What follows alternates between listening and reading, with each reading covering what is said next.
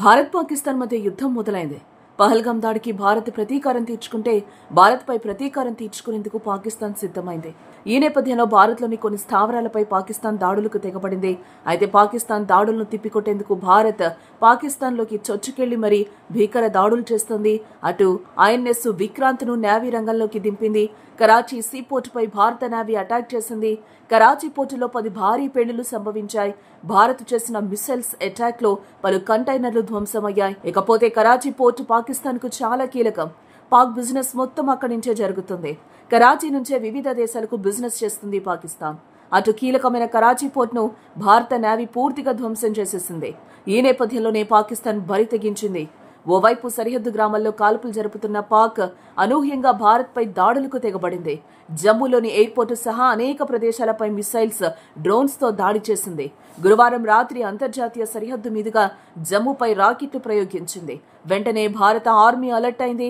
దీనికి ప్రతిస్పందనగా భారత్ ఫైటర్ జెట్లు దూసుకెళ్లాయి. భారత్ తన వైమానిక రక్షణ వ్యవస్థలను యాక్టివేట్ చేసింది. ఇది వచ్చే రాకెట్లను విజయవంతంగా అడ్డుకుంది.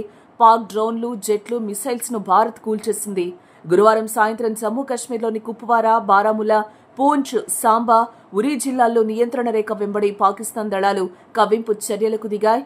జమ్మూ కశ్మీర్లోని అంతర్జాతీయ సరిహద్దుకు సమీపంలో ఉన్న జమ్మూ, పఠాన్కోట్, ఉధంపూర్ సైనిక స్థావరాలను పాక్ లక్ష్యంగా చేసుకుంది. క్షిపణులు, డ్రోన్లను ప్రయోగించింది. అయితే భారత్ పాక్ దాడులను సమర్థవంతంగా తిప్పికొట్టింది. Pak missiles, drones కూల్చేసింది.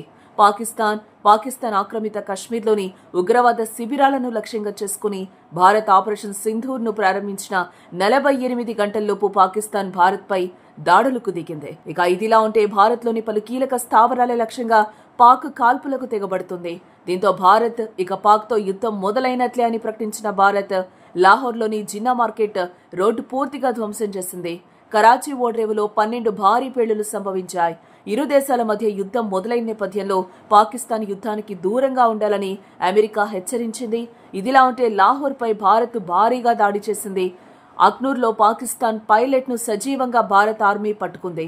మరోపక్క అరేబియా సముద్రం నుంచి పాకిస్తాన్పై భారత్ ప్రత్యక్ష దాడి ప్రారంభించింది. రాజస్థాన్లోని జైసల్మేర్లో ఒక పాకిస్తానీ పైలట్ పట్టుబడ్డాడు.